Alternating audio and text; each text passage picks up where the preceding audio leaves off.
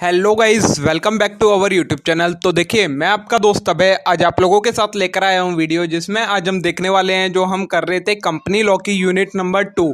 उसका पार्ट 1 पहले ही मैं चैनल पर अपलोड कर चुका हूं, जिसमें हमने यूनिट 2 का काफ़ी सारा कंटेंट देख लिया था। मेमोरेंडम के बारे में, आर्टिकल ऑफ एसोसिएशन के बारे में, और doctrine of constructive notice, doctrine of ultra वाइड, डॉक्ट्रिन ऑफ इंडोर मैनेजमेंट, इन सारी चीज़ों के बारे में हमने पार्ट 1 में देखा था इस वीडियो के। आज मैं लेकर आया हूँ आप लोगों के साथ वीडियो का पार्ट 2, जिसमें आज हम देखने वाले हैं उससे आगे का कंटेंट, जिसमें आपको आर्टिकल ऑफ एसोसिएशन का अल्टरेशन, मेमोरेंडम ऑफ एसोसिएशन का अल्टरेशन कैसे कर सकते हैं, ये बाकी सारा कंटेंट देखना है। तो बिना देर के शुरू करते हैं हम अपनी आज की वीडियो। उससे पहले अगर आपने अभी तक चैनल को सब्सक्राइब ना करा हो तो चैनल को जरूर सब्सक्राइब कर लें, वीडियो को लाइक करना ना भूलें और वीडियो को अपने सभी दोस्तों के साथ शेयर जरूर करें। इस चैनल पर आपको इस टाइप का इंपॉर्टेंट कंटेंट मिलता ही रहेगा, तो चैनल को सब्सक्राइब करना बिल्कुल ना भूलें। तो चलिए अब शुरू करते हैं और देखते हैं इन सभी टॉपिक्स को। सबसे पहला जो टॉपिक है वो हैगा हमारे पास अल्टरेशन ऑफ मेमोरेंडम। अब मेमोरेंडम का अल्टरेशन का मतलब क्या होता है? अल्टरेशन का मतलब होता है एडिशन, सब्स्टिट्यूशन और सब्ट्रैक्शन। मतलब जो किसी भी कंपनी का मेमोरेंडम हमने देखा था, एक कॉन्स्टिट्यूशन होता है एक तरीके से किसी भी कंपनी का, जिसमें वहाँ के सारे पावर्स वगैरह डिफाइन होती हैं। तो अब अगर हमें उस मेमोरेंडम को अल्टर करना है, अल्टर का मतलब हम एक तरीके से समझ लेते हैं उसमें कोई भी चेंज करना है, या कुछ चीज ऐड करनी है, या कुछ चीज उसमें से खत्म करनी है, या सब्स्टिट्यूट करनी है, मतलब कोई पुरानी चीज हटा के नई चीज डालनी है, तो फिर वो हम कैसे कर सकते हैं? वो उसका मतलब हो जाता है आपका अल्टरेशन ऑफ मेमोरेंडम। इसके साथ सेक्शन 13 डील करता है कंपनीज एक्ट का। तो देखिए, सबसे पहला स्टेप आता है हमारे पास procedure of alteration of MOA. हम मेमोरेंडम को अल्टर कैसे कर सकते हैं? तो फर्स्ट स्टेप आता है इसमें alteration by special resolution. Company में alter MOA by special resolution. Company को अगर अपना मेमोरेंडम को अल्टर करना है तो एक स्पेशल रेजोल्यूशन पास करना पड़ेगा। स्पेशल रेजोल्यूशन का मतलब होता है एक मीटिंग हेल्ड करनी पड़ेगी, उसमें वोटिंग लेनी पड़ेगी, और जिसमें 75% से ज़्यादा फेवर में वोट चाहिए, तभी आप किसी भी मेमोरेंडम को अल्टर कर सकते हैं। अब अगर एक बार स्पेशल रेजोल्यूशन हो जाता है, उसके बाद name change of company. Any change in name of company shall be affected only with approval of central government. अब अगर मेमोरेंडम में कंपनी को क्या अल्टर करना है, कंपनी का नेम चेंज करना है, तो वो नेम चेंज तभी हो सकता है जब सेंट्रल गवर्नमेंट उसका अप्रूवल देगी। According to company rule 2014, the change of name shall not allowed to company which has not filed annual return of financial statement to registrar और fail to pay mature deposit और interest. अब जो companies rule 2014 है, जैसे company act हैगा आपका, जिसमें आपको कंपनी लॉ के बारे में पढ़ना है, उसी से रिलेटेड टाइम टू टाइम कुछ चेंजेस आते रहते हैं, उन्हें हम न्यू उसमें कंसीडर्ड करते रहते हैं, जिसे हम नाम दे देते हैं कंपनी रूल। तो कंपनी रूल 2014 के अकॉर्डिंग क्या है कि अगर कोई कंपनी अपना नाम चेंज नहीं कर सकती है अगर उसने एनुअल रिटर्न फाइल ना करा हो, फाइनेंशियल स्टेटमेंट फाइल ना करी हो रजिस्ट्रार के पास, और अगर उसने कोई भी डिपॉजिट जो उसका मैच्योर हो चुका है उसे पे करने में फेल हो गई हो, तो फिर कंपनी अपना नाम चेंज नहीं कर सकती। फिर अगर entry in registrar of company, third step है। तो on any change in name in register of company the registrar shall enter new name in register of company and issue fresh certificate of incorporation. अब अगर सारी provision को comply करते हुए company अपने name को चेंज कर लेती है, तो फिर कंपनी को उस चेंज नेम के बारे में रजिस्ट्रार ऑफ कंपनी को बताना पड़ेगा, और रजिस्ट्रार ऑफ कंपनी जो कंपनी का पुराना नेम है उसे चेंज करके न्यू नेम ऐड कर देगा रजिस्टर में, या जो भी उसके डॉक्यूमेंट्स होते हैं उनमें, और उसके बाद एक new certificate of incorporation company को देगा। नेक्स्ट है आपका dispose of on application of change of place of registered office. ये तो हो गया था आपके नेम के चेंज के बारे में। अब अगर आपको अपना जो ऑफिस है उसका रजिस्टर्ड ऑफिस, कंपनी का रजिस्टर्ड ऑफिस चेंज करना है, तो उससे रिलेटेड क्या करना पड़ेगा? तो भी आपको मेमोरेंडम के अकॉर्डिंग करना पड़ेगा, लेकिन central government shall dispose of application of change of place of registered office with in period of 60 days.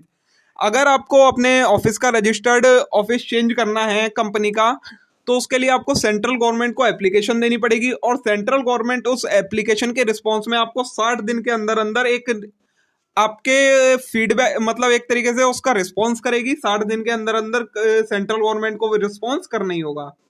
But before passing any order central government में सेटिस्फाई इटसेल्फ, लेकिन कोई भी ऑर्डर देने से पहले सेंट्रल गवर्नमेंट क्या क्या सेटिस्फाई कर लेगी कि the alteration as consent of creditor debenture of company, कि जो भी अल्टरेशन किया जा रहा है वो जो भी क्रेडिटर्स हैं या डिबेंचर होल्डर हैं कंपनी के, उनकी कंसेंट के साथ किया जा रहा है। The sufficient provision has made by company, company ने सफिशियंट प्रोविजन क्रिएट कर रखी है सारी। और adequate security has provided for such discharge, और इन डिस्चार्ज के लिए सभी एडुकेट मतलब सफिशिएंट सिक्योरिटी प्रोवाइड करवा रखी है।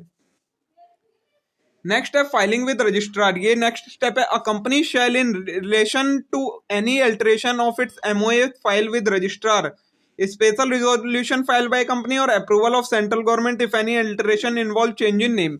अब अगर कंपनी अपने मेमोरेंडम के अंदर कोई भी अल्टरेशन करती है तो उसके बारे में कंपनी को रजिस्ट्रार ऑफ कंपनी को बताना पड़ेगा, और रजिस्ट्रार ऑफ कंपनी के पास क्या क्या डॉक्यूमेंट फाइल करने पड़ेंगे। जो स्पेशल रिजोल्यूशन लिया जाता है मेमोरेंडम को अल्टर करने के लिए, उसकी कॉपी रजिस्ट्रार के पास सबमिट करनी पड़ेगी। और साथ में सेंट्रल गवर्नमेंट का जो अप्रूवल आया होगा, अगर कंपनी ने नेम चेंज करा है तो उसके लिए जो सेंट्रल गवर्नमेंट का अभी हमने पढ़ा था अप्रूवल, उसके बारे में जो वो अप्रूवल आया होगा उसकी एक कॉपी सबमिट करनी होगी रजिस्ट्रार के पास। नेक्स्ट स्टेप है filing of certified copy of order with registrar of state where any alteration of MOA result in transfer of registered office from one state to another. A certified copy of central government approving alteration shall filed by ROC of each state। अब अगर company ने अपना registered office change करा है और उसके लिए alteration किया है मेमोरेंडम में, तो फिर कंपनी को एक कॉपी उसकी किस किस के, दोनों स्टेट के रजिस्ट्रार, मतलब जिस रजिस्टर स्टेट में पहले रजिस्टर्ड ऑफिस था उस स्टेट के आरओसी के पास भी, और अब जिस स्टेट में रजिस्टर्ड ऑफिस ट्रांसफर हो रहा है उस आरओसी के पास भी, दोनों के पास एक एक कॉपी सबमिट फाइल करनी होगी। नेक्स्ट है issue of fresh certificate of incorporation. The registrar where registered office is shifted shall issue fresh certificate of incorporation. अब अगर रजिस्टर्ड ऑफिस का चेंज हुआ है तो जो जिस भी न्यू स्टेट में रजिस्टर्ड ऑफिस गया है उस स्टेट का जो भी आरओसी होगा वो एक new certificate of incorporation company को इशू करके दे देगा। फिर है change in object of company. हमने क्या क्या देख लिया, नेम के बारे में देख लिया, रजिस्टर्ड ऑफिस के बारे में देख लिया कि अगर हमें ये दोनों चीजें चेंज करनी है तो क्या स्टेप्स होते हैं।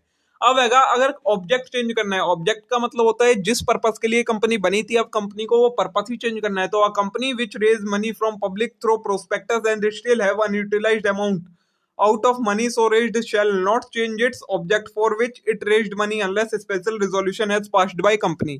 क्या बोला गया है, कंपनी जिस पर्पस के लिए बनी थी उसके बाद जो कंपनी ने अमाउंट रेज करी, चाहे शेयर इशू करके चाहे डिबेंचर्स या सिक्योरिटीज इशू करके, जो भी पब्लिक से अमाउंट रेज करी मतलब पैसा लिया था पब्लिक से कंपनी के लिए सब्सक्रिप्शन के फॉर्म में, अगर वो मनी अभी भी कंपनी के पास है, अनयूटिलाइज्ड है, मतलब अभी कंपनी ने उसका कहीं भी यूज नहीं करा है, तो कंपनी अपना ऑब्जेक्ट जो है वो चेंज तब तक नहीं कर सकती है जब तक या तो वो मनी यूटिलाइज ना हो जाए या फिर कंपनी ने स्पेशल रेजोल्यूशन पास कर लिया हो, जिसमें वो स्पेशल रेजोल्यूशन में कहा 75% वोटिंग पावर उन्हें मिल गई, मतलब कंसेंट मिल गई उस 75 शेयर होल्डर्स की, तो फिर कंपनी अपना ऑब्जेक्ट चेंज कर सकती है, वरना ऑब्जेक्ट चेंज नहीं कर सकती। फिर है alteration to be registered. No alteration shall have an effect until it has registered as per provision of this section.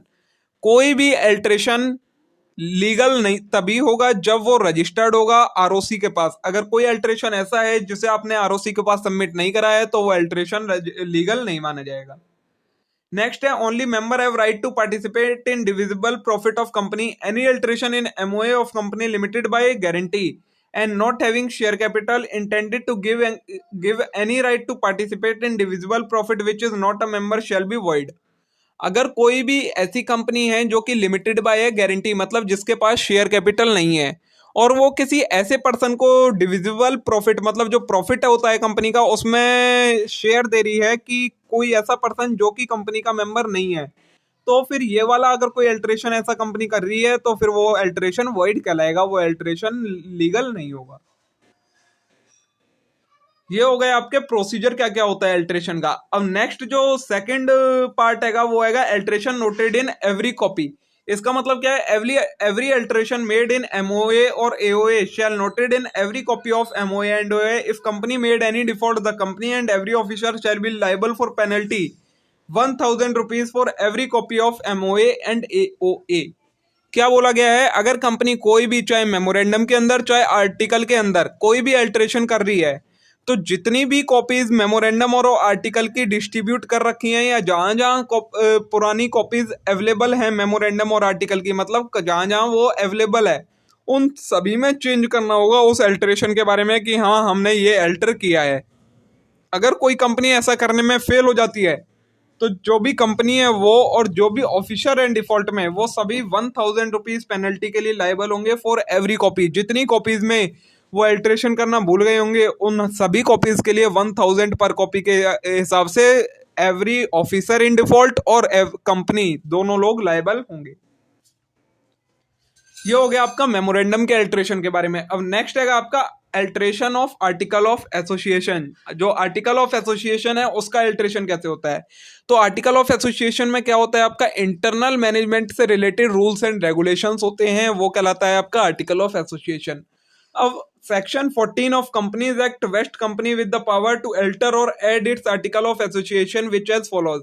तो सेक्शन 14 डील करता है कंपनीज एक्ट का, जो कि आर्टिकल ऑफ एसोसिएशन की प्रोविजन को एप्लीकेबल करता है कंपनी के ऊपर, कि कोई भी कंपनी अपने आर्टिकल ऑफ एसोसिएशन को अल्टर कर सकती है इन कंडीशंस के साथ। तो सबसे पहले अल्टरेशन बाय स्पेशल रिजोल्यूशन, जैसे मेमोरेंडम में था वैसे ही आर्टिकल ऑफ एसोसिएशन को भी अल्टर करने के लिए स्पेशल रिजोल्यूशन पास करना पड़ेगा। ठीक है, नेक्स्ट है article to include conversion of company. Alteration of AOA include effect of conversion of company. अगर कुछ ऐसा अल्टरेशन करना है आर्टिकल ऑफ एसोसिएशन के अंदर जिसमें कंपनी को कन्वर्जन किया जा रहा है, मतलब एक कंपनी को दूसरी फॉर्म ऑफ कंपनी में कन्वर्ट किया जा रहा है, तो कौन कौन से में कर सकते हैं आप, private company into public company, एक प्राइवेट कंपनी को पब्लिक कंपनी में कन्वर्ट कर सकते हैं, public company into private company में कन्वर्ट कर सकते हैं। Ever where a private company alter its article in such manner that they not longer include restriction and limitation action required to include in article of private company, then such company shall be a form of date of such alter cases to be a private company। मतलब किसी private company ने ऐसी alteration करी है अपने article के अंदर कि अब वो जो जो रिस्ट्रिक्शन प्राइवेट कंपनी के ऊपर लगती हैं उनसे बाहर हो गई है, तो फिर उसी डेट से जिस दिन ये अल्टरेशन हुआ होगा उसी दिन से वो अब कंपनी प्राइवेट कंपनी नहीं रहेगी। Provided further any alteration of conversion of public company into private company not valid unless approved by order of central government on application made as may be prescribed. But अगर कोई company चाहती है public company private company में convert होना चाहती है तो वो तब तक नहीं कर सकती है ऐसा अल्टरेशन जब तक सेंट्रल गवर्नमेंट से उसे अप्रूवल नहीं मिल जाता है। नेक्स्ट है filing of alteration with registrar. तो every alteration of AOA and a copy of central government approving shall filed with registrar together with printed copy of altered article within 15 days as may be prescribed. अब क्या है, जब company ने alteration कर लिया article of association के अंदर तो कंपनी को आर्टिकल ऑफ एसोसिएशन की कॉपी के साथ साथ सेंट्रल गवर्नमेंट का जो अप्रूवल आता है उसकी कॉपी रजिस्ट्रार के पास फाइल करनी होगी 15 डेज के अंदर अंदर। ठीक है, नेक्स्ट है any alteration shall be valid. Any alteration of article registered shall be valid if originally contain in article. कोई भी अल्टरेशन तभी वैलिड होगा अगर आर्टिकल के अंदर वो किया गया है अल्टरेशन, सिर्फ बोलने से कोई भी अल्टरेशन वैलिड नहीं कहलाएगा। ये हो गया फर्स्ट पार्ट। नेक्स्ट है alteration noted in every copy. तो every alteration in AOA shall noted in every copy of company shall default. Same वही है मेमोरेंडम वाला कि अगर कंपनी आर्टिकल ऑफ एसोसिएशन में अल्टरेशन करती है तो कंपनी को क्या करना पड़ेगा, कंपनी को एक एक कॉपी जहां जहां वो आर्टिकल ऑफ एसोसिएशन एग्जिस्टिंग है उन सभी में चेंजेस करने पड़ेंगे कि हमने ये चीज चेंज करी है आर्टिकल के अंदर। अगर कंपनी या कोई भी ऑफिसर इन डिफॉल्ट उसे करने में फेल हो जाता है तो दोनों लोग 1000 rupees for every copy liable होंगे पेनल्टी के लिए। आगे आएगा आपका copies of MOA and OA to be given to member. ये सेक्शन 17 डील करता है इसके साथ। इसमें क्या बोला गया है, according to section 17 every company on being requested by member shall send copies of document within 7 days of request on payment of fees. MOA AOA agreement and resolution refer in section 117। मतलब ये बोला गया है कि अगर कोई भी member company का डिमांड करता है कंपनी से कि मुझे एमओए एओए या फिर कोई भी ऐसा रेजोल्यूशन जो कि सेक्शन 117 में डिफाइन किया गया है उसकी कॉपी चाहिए, तो फिर कंपनी को विद इन 7 डेज वो कॉपी को उस मेंबर को सेंड करनी होंगी। ये कंपनी लायबल होती है, कंपनी इससे मना नहीं कर सकती है, लेकिन मेंबर को जो भी डिमांड कर रहा है उसको इसके ऊपर फीस पे करनी पड़ेगी। फिर है in case of default the company and officer in default से liable for penalty for ₹1,000 per day during default of ₹1,00,000 whichever is less. क्या बोला गया है, अगर कंपनी उस कॉपी को सेंड करने में फेल हो जाती है, मतलब कंपनी वो कॉपी सेंड नहीं कर पाती है 7 दिन के अंदर अंदर उस मेंबर को, तो फिर कंपनी और जो भी ऑफिसर इन डिफॉल्ट है वो ₹1,000 पर डे के अकॉर्डिंग लायबल होगा डिफॉल्ट के लिए, या तो ₹1,000 पर डे या फिर ₹1,00,000, जो कुछ भी कम होगा उसके लिए लायबल होगा कंपनी भी और ऑफिसर इन डिफॉल्ट भी। तो कॉन्ग्रेचुलेशन दोस्तों, इसी के साथ आपकी ये यूनिट नंबर 2 कंप्लीट हो जाती है। आपके सिलेबस में यूनिट नंबर 2 में सिर्फ आपको इतना ही कंटेंट पढ़ना है, इसके अलावा आपको और कुछ पढ़ने की जरूरत नहीं है। मे बी आज की वीडियो आप लोगों के लिए यूजफुल रही होगी। अगर वीडियो अच्छी लगी हो तो वीडियो को लाइक जरूर करें, चैनल को जरूर सब्सक्राइब करें और वीडियो को अपने सभी दोस्तों के साथ शेयर जरूर कर दें जिन जिनको इसकी जरूरत हो। आज के लिए इतना ही, अब हम मिलेंगे नेक्स्ट वीडियो में आगे के कंटेंट के साथ जिसमें हम देखेंगे किसी नए टॉपिक को। Thank you.